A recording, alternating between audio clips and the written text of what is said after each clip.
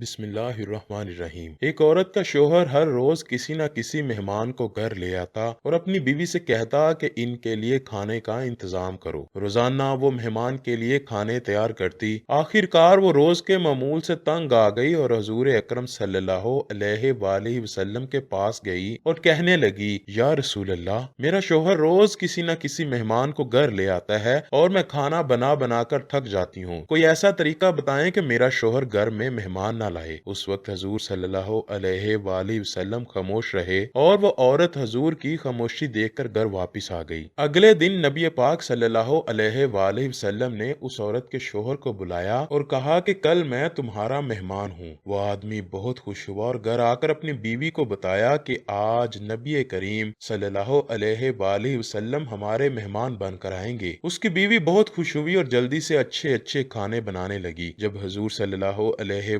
वसल्लम उसके घर आए तो नबी करीम ने उसके शोहर से कहा कि जब मैं खाना खाकर वापस जाने लगूं तो अपनी बीवी से कहना मेरे घर से निकलने तक मेरे पीछे देखती रहे। उसने ऐसा ही किया। जब हजूर सल्लल्लाहु अलैहि वसल्लम वापस जाने लगे तो उस औरत ने क्या देखा कि हजूर सल्लल्लाहु अलैहि वसल्लम के साथ बिच्छू, सांप, कीड़े मकोड़े सब साथ जा रहे थे। वो ये मंजर देखकर बेहोश हो गई। अगले दिन वो फिर नबी पाक सल्लल्लाहु अलैहि वसल्लम के पास गई तो हजूर ने उस औरत को बताया, मेहमान अपना नसीब खुद लेकर आता है और जो मेहमान के लिए मेहनत की जाती है उसके बदले में जब वो वापस जाता है तो साथ उस घर से सारी बलाओं और सारे गुनाहों को साथ लेकर जाता है। इसलिए घर आए मेहमान की कदर करें और हस्बे इस्तात खुशी खुशी मेहमान नवाजी करें। हजरत अबू हुरैरा रजी अल्लाह ताला अन्हो कहते हैं कि रसूल करीम सल्लल्लाहु अलैहि वसल्लम ने फरमाया, जो शख्स अल्लाह और क़यामत के दिन पर ईमान रखता है उसको चाहिए कि अपने मेहमान की खातिर करे। जो शख्स अल्लाह और क़यामत के दिन पर ईमान रखता है उसको चाहिए कि अपने पड़ोसी को तकलीफ ना पहुंचाए। और जो शख्स अल्लाह और क़यामत के दिन पर ईमान रखता है उसको चाहिए कि भली बात कहे या चुप रहे। मेहमान अल्लाह की रहमत हैं जो अपना नसीब लेकर आते हैं। अल्लाह हमें हिदायत दे, मेहमानों की इज्जत और खिदमत करने की तौफीक अता फरमाए।